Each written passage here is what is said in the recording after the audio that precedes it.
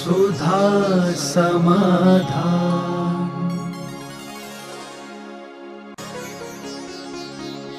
नमोस्तु गुरुदेव। गुरुओं के प्रति श्रद्धा, भक्ति और समर्पण कैसी होनी चाहिए? निस्वार्थ होना चाहिए, स्वयं हित के लिए होना चाहिए। श्रद्धा और विश्वास में एक ही बात होना, हमें उसको कुछ नुकसान न पहुँचे और हमारा कार्य हो जाए।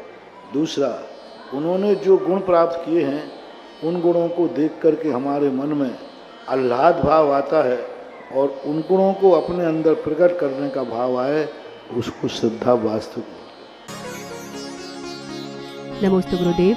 हम अपनी दृष्टि को कैसे सुंदर बनाएं कि जीवन का हर दिन हमें नया लगे? वस्तु स्वरूप का चिंतन। दृष्टि सुंदर बनने का अर्थ होता है हमारी दृष्टि में हमेशा वह तत्व भरा रहे जो हमारे अंदर है। कोई हमें किस दृष्टि से देखे, देखो तो बहुत अच्छा, आप गृहस्थों के युग बता रहा हूँ। हम लोगों की दृष्टि अलग है। हम लोग किसी को भी देखते हैं तो हम लोगों का चिंतन अलग आता है। तुम लोग क्या करना, बहुत सरल सूत्र है। एक, तुम्हें लोग किस दृष्टि से देखें ये निर्णय करो। तुम्हें लोग किस दृष्टि से देखें वो नोट कर लो। बस मैं भी दुनिया को उसी दृष्टि से देखूंगा। लोग यदि मेरे लिए को किस दृष्टि से देखें, आप क्या चाहते हैं? बुरी दृष्टि से देखें, अच्छी दृष्टि से देखें, तो जिस दृष्टि से तुम दुनिया को पसंद करते हो मैं भी दुनिया को उसी दृष्टि से देखूंगा। इसके लिए मैंने एक बार बहुत प्रश्न दिया था, तुम खुद मैंने बता दिया। अब तुम्हारी बिटिया है, उस बिटिया को लोग किस दृष्टि से देखें, जो आपकी इच्छा हो, मैं कुछ मना नहीं करूंगा। बस उसके नीचे लिख लेना है, सारे जगत की बिटियाओं को मैं भी उसी दृष्टि से देखूंगा।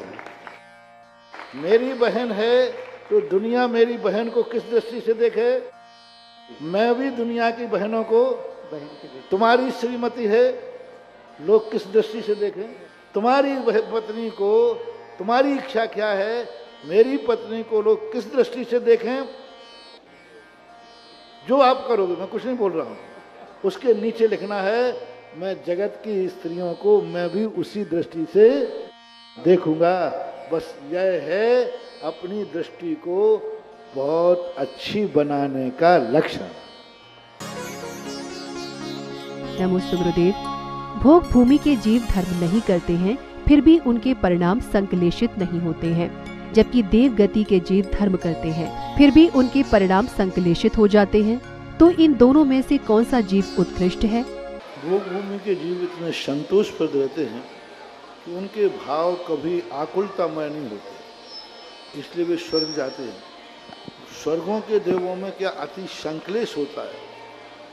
जब किसी व्यक्ति को ज़्यादा सुख मिल जाए ना, तो वो अधिक गृद्धता में चला जाता है। इस कारण से कई बार कुछ देव ऐसे गृद्ध हो जाते हैं कि उसमें मर करके पतंगे के समान दुर्गति चली जाए। नमोस्तु गुरुदेव। क्या हम ये कह सकते हैं कि शुभम चक्रवर्ती को देव के निमित्त से नरक जाना पड़ा? देखो, ऐसा अपन नहीं कह सकते कि निश्चित था। यदि चक्रवर्ती मुनि बन जाता तो वो कर्म उसका कट जाता। कितने कर्म हैं जो कर्म व्यक्ति करता है। अंजन चोर ने लाखों वर्षों तक चोरियां की हैं, तो उसका कर्म का फल उसे कब मिलेगा? उसने तो एक अंतर मुहूर्त में ही मोक्ष प्राप्त कर लिया। अब जो उसने जो कर्म किए थे उनका क्या होगा? कुछ नहीं होगा, वो कर्म नष्ट हो जाते हैं। कितने कर्म हैं जो द्रव्य, क्षेत्र, काल, भव, भाव के अनुसार फल नहीं दे पाते। चक्रवर्ती ने लात मारी थी, पक्का है, लेकिन वह मोक्ष चले जाते तो वो बल नहीं मिलता, कर्म खत्म हो जाता है। कितने लोग योद्धाओं में युद्ध लड़ते हैं, कितने जीवों को मारते हैं, दुख देते हैं, लेकिन वो मोक्ष चले जाते, उसका फल नहीं मिलता। तो वो चक्रवर्ती का जो भूल थी, प्रमाद था कि इस प्रकार की घटना करके वो मोक्ष मुनि दीक्षा ले लेता, अथवा वो इतना लोभ में नहीं आता कि जब कोई व्यक्ति ये कह रहा है कि तुम सुदर्शन चक्र को भी, सेना को भी, किसी को साथ लेके नहीं चलोगे, सबसे बड़ी गलती है उसकी पूर्व भाव में लात मारी, वो गलती तो फिर भी क्षम्य है। वो मारी तो उसी भाव में थी, लेकिन वो रसोइया मर गया। दूसरी गलती उसने की कि इतना चक्रवर्ती को इंद्रिय लंपटी नहीं होना चाहिए। महान आत्माएं जितनी हैं उनको इसलिए सावधान रहना चाहिए क्योंकि उनके ऊपर जिम्मेवारी बहुत है। उनको इतना इंद्रिय रचना इंद्रिय के वशीभूत हो गया कि वो कहता है कि तुम कोई भी साथ नहीं आएगा, सेना भी साथ नहीं आएगी, चक्ररत्न भी साथ नहीं आएगा, तुम अकेले चलोगे। तो चक्रवर्ती को इतनी बड़ी नादानी नहीं करना चाहिए। तीसरी गलती उसने की कि कितना भी मरते तो मर जाता है, लेकिन नमोकार मंत्र पर पैर नहीं रखना चाहिए था। ये 3 गलतियों के कारण से उसको नरक जाना पड़ा। उसका नरक जाना निश्चित नहीं था। नमोस्तु गुरुदेव। किसी स्त्री के पति की मृत्यु हो गई हो तो वे कितने दिन तक मंदिर नहीं जा सकती एवं कितने दिन तक द्रव्य नहीं चढ़ा सकती? मंदिर तो उसको तुरंत जाना चाहिए, बाहर से दर्शन करे। जैसा सामान्य व्यक्तियों को परिवार को सूतक है, उतने ही दिन का स्त्री को सूतक है। ये तुम्हारी मिथ्या परंपराएं हैं कि सालों तक मंदिर नहीं भेजते, 6 महीने तक मंदिर नहीं जाते, और जाते हैं तो कोई देख नहीं ले, वे सुबह 5 बजे अंधेरे में दर्शन करने जाते हैं। ये परंपराएं बहुत गलत है। वो एक सामान्य सदस्य 13 दिन का सूतक, पूरे परिवार को जैसा सूतक है वैसा ही उसको है। पूरा परिवार सूतक से निवृत्त हो गया, वो भी पूजा पाठ सब कर सकते हैं। ये स्त्रियों के साथ बहुत बड़ा शोषण है, अत्याचार है कि स्त्री पति मर गया तो उसकी जिंदगी का धर्म ही छूट गया, उसका सब कुछ छूट गया। मैंने तो किसी शास्त्र में नहीं पढ़ा, जो दुर्दशा तुम लोग स्त्रियों की करते हो वो तो मैंने किसी शास्त्र में नहीं पढ़ा।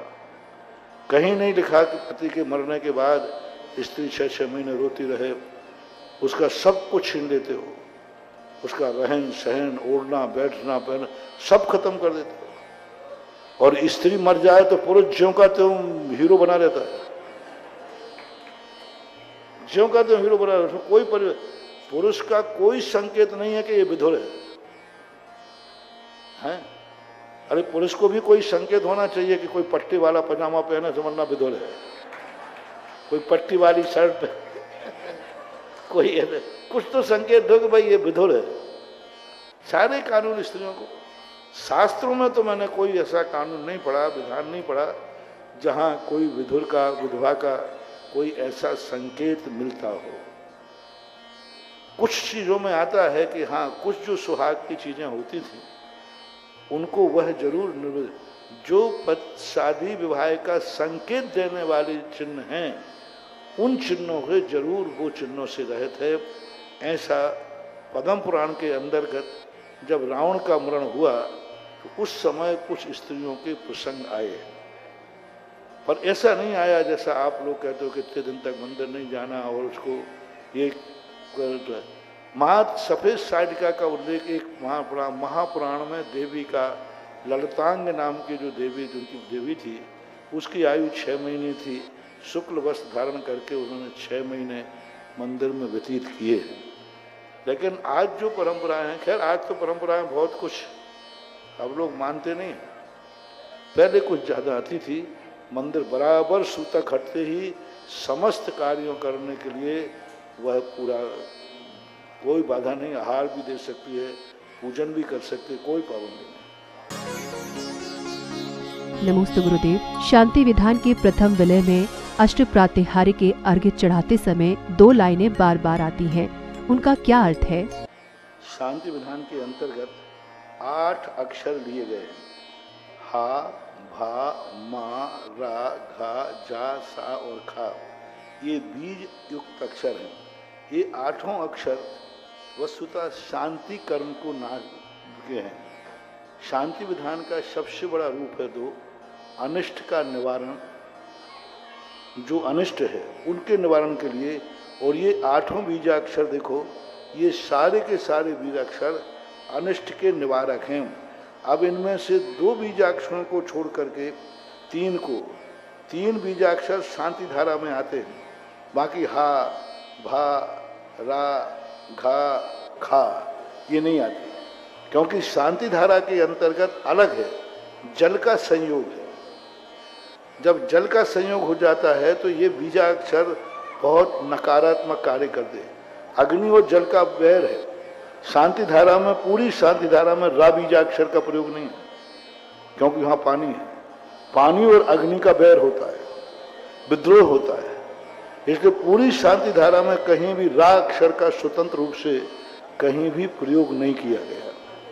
रा अक्षर आया है तो ह्राम ह्रीम के साथ आया है, तो जब कोई भी उद्दंड व्यक्ति कई बड़ी शक्तिशाली के साथ रहता है तो वो अपनी उद्दंडता नहीं दिखा सकता। और यहाँ ये शांति विधान, चूंकि यहाँ पानी का कोई प्रयोग का विशेष नहीं है, इसलिए इन्होंने खा बीजाक्षर को ले लिया, रा को ले लिया, घा को ले लिया, हा को ले लिया, भा को ले लिया। ये बीजाक्षर, इन बीजाक्षरों का अपने आप से पूरे शांति विधान में जो शांति दाता है 8 बीजाक्षर है, महत्वपूर्ण बीजाक्षर है। इन बीजाक्षरों ने एक अपनी पिंड संज्ञा बनाई, क्योंकि अकेला जब बीजाक्षर किसी दुश्मन से नहीं लड़ सकता, अकेला व्यक्ति राजा भी हो, सैनिक भी हो, अकेला नहीं रख सकता, उसको एक टुकड़ी चाहिए, एक पिंडाक्षर चाहिए, एक ग्रुप चाहिए। तो इन 8 बीजाक्षरों ने अपना पिंडाक्षर सुने, 6 पिंडाक्षर होते हैं। पिंडाक्षर 6 पिंडाक्षर इसलिए होते हैं, जैसे ये पिंडाक्षर मिलते हैं तैसे ये बीजाक्षर इतने ताकतवान हो जाते हैं जैसे राजा सैनिक से। जब लोग हम सूर्य मंत्र देते हैं तब ये 8 जो अक्षर हैं इन्हीं का पिंडाक्षर देते हैं। एक सूर्य मंत्र होता है, वहाँ ये भी यही 8 अक्षरों का पिंडाक्षर वहाँ बनाए गए हैं। ये 6 अक्षर होते हैं। 6 अक्षर कौन से होते हैं? जैसे पहला अक्षर है हा, तो हिमम रूम, भ्रम रूम, म्रम रूम, घ्रम रूम, झम रूम, खम रूम। हालांकि उच्चारण में अच्छे अच्छे लोग इसमें हिल जाते हैं, लेकिन एक दृष्टि उच्चारण होता है। जब किसी अक्षर का उच्चारण न बने तो दृष्टि उच्चारण करो। दृष्टि का अर्थ जो वहां आधा अक्षर है तो आधा अक्षर देखो। एक मानसिक उच्चारण होता है। जब हम इस बीजाक्षर का उच्चारण करने में चूक हो सकती है तो हम उसका फिर ध्यान करेंगे। तो ध्यान में क्या आएगा? जब हम ध्यान करेंगे तो हम ध्यान में हा लिखा हुआ दिखाएगा, आधा भा, आधा ला, आधा बा, या, ऊ और रा और बिंदी, ये हम देख लेंगे। तो जैसे हमने इन बिंदुओं को देखेंगे, यदि उच्चारण करने में चूक हो गई है तो ध्यान से उच्चारण करो, मन से उच्चारण करो। मन से यदि उच्चारण में कोई चूक हो रही है तो दृष्टि से उच्चारण करो। ये 3 उच्चारण के लक्ष्य होते हैं। तो इन उच्चारणों को ये बीजाक्षरों में, सूर्य मंत्र में, मतलब इन बीजाक्षरों में, इन 8 बीजाक्षर जब पिंड अक्षर के साथ जुड़ जाते हैं, ये 8 अक्षरों में इतनी ताकत नहीं है, ये 8 अक्षर जब पिंडाक्षर से जुड़ जाते हैं तो एक पाषाण को भी भगवान बनाने की ताकत रखते हैं। बिल्कुल जिसे में ये 8 अक्षरों का बना है। और इन 8 अक्षरों में जोग दर्शन ने क्या कहा था?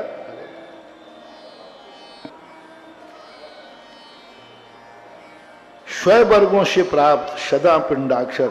स्वय वर्ग कहलाता है अपना स्वयं का, हकार, भकार, मकार, रकार, घकार, जकार, शकार, खकार, ये कहलाता है स्वय वर्ग। अपना अपना स्वयं का वर्ग बनाया। इसका वो वर्ग नहीं है, वर्ग अलग होते हैं, जैसे पवर्ग, कवर्ग, चवर्ग, तवर्ग, टवर्ग, यारा लावा शासा हा हा, तो ये कहलाता है वो वर्ग अलग है। इसमें स्वय वर्ग शब्द डाला है। स्वय वर्ग यानी ये स्वयं अपने आप में एक वर्ग है स्वयं, और ये स्वय वर्गों से प्राप्त सदा पिंडाक्षर, और यह अपना नाम आगे करके पिंड के साथ जुड़ता है। और पिंडाक्षर अलग अलग नहीं है। हा के साथ भी वही मा, ला, वा, या, रा, बिंदी है। भा के साथ भी वही है, माँ के साथ भी वही है। ये 6 अक्षर है। तो पिंडाक्षर क्या मानना? भा, ला, बा, या, रा और ऊ, ये 6 पिंडाक्षर हैं। ये मिलाकर के 6 पिंडा अग्नि बिंदु से युक्त हैं। अग्नि बिंदु यानी रा, और बिंदु यानी ऊपर, यानी रेप। इन्होंने नीचे डाल लिखा है, वहाँ रेप होना चाहिए, रेप और बिंदी। तो यहाँ पर रेप और बिंदु से होकर के अग्नि बिंदु से युक्त हैं सकल षड अक्षर। ये षड अक्षर हैं हा एक, भा दो, ला तीन, बा चार, या 5 और ऊ 6 और रेप और बिंदी अलग है, ये 2 अक्षर अलग हैं। तो इन 6 अक्षरों को मिला करके यह है। तो यहाँ पर स्वर स्ववर्ग यानी हकार खकार आदि, पिंडाक्षर 5 अक्षरों के सहित 6 अक्षर, अग्नि बिंदु यानी रा और बिंदु, ये यहाँ पर अक्षर हैं। और यही शांति विधान के मूल प्राण हैं, मूल हृदय है। इनको बहुत अच्छे से पढ़ना चाहिए। इनके सबके अलग अलग, हा का रंग अलग है, कलर अलग है, स्वाद अलग है, स्वभाव अलग है, इनका नेचर अलग है। हा जब अपने पिंडाक्षर से मिल गया तो उसने अपना स्वभाव अलग बदल दिया, अलग बदल दिया। जैसे अभी मैं यहाँ बैठा हूँ तो मेरा स्वभाव जान रहा हो, और मैं जब आचार्य से मिल जाता हूँ, समझ गए ना, उस समय हमारा सब कुछ बदल जाता है कि नहीं। बस ऐसे ही ये हकार आदि अक्षर होते हैं। जब स्वतंत्र रहते हैं तब अलग हैं, जब पिंडाक्षर के साथ मिलते हैं तो ये अपना रूप बदल देते हैं, अपना स्वभाव बदल देते हैं, अपना नेचर बदल देते हैं, सब कुछ बदल देते हैं। ऐसे यह 8 अक्षरों से, 8 अक्षरों ने 6 अक्षरों के साथ पिंडाक्षर शब्द बनाया है। और अग्नि यानी रा, बिंदु यानी बिंदु। नमोस्तु गुरुदेव। गुरु का दर्जा भगवान से भी बड़ा होता है, इसमें कितनी सत्यता है? दर्जा तो नहीं कहा, दर्जा नहीं कहा, उन्होंने ये कहा है ये गुरु भगवान से बड़े होते हैं। दर्जा में तो श्रेणी में आ जाएगा, मामला बिगड़ जाएगा। दर्जा तो यानी अलग, हमारे लिए सबसे बड़ा गुरु है, क्योंकि गुरु ने ही हमें भगवान तक भेजा है। इसलिए उपकार की अपेक्षा, उपकारी भाव से भगवान से बड़ा गुरु है, लेकिन दर्जे की अपेक्षा भगवान भगवान है और गुरु गुरु। नमोस्तु गुरुदेव। भिखारी को पैसे न देने पर भी बुरी दुआ देता है, तो क्या उसकी बद्दुआ लगती है? कोई फर्क नहीं पड़ता, उससे भीख मांगता है ना, तो उससे वहीं बैठा करके अपने डिब्बे में से निकाल के खिला दिया करो, यहीं बैठ के खा ले। बस कोई सामान चाहिए है तो उसको लाके दे देना चाहिए। अब रही बात यदि अपन को डाउट है कि शराब आदि पिएगा, तो ऐसे कौआ के कहने पर यदि ढोर मर जाएं तो सारे जानवर अभी तक मर गए होते। कौआ और गिद्ध हमेशा ही कहते हैं भगवान ये सारे जानवर मर जाएं। तो ऐसे लोगों की बद्दुआओं से बद्दुआ लगे तो सारी दुनिया ही भस्म हो जाएगी, कुछ नहीं होता। सुधा समाधान।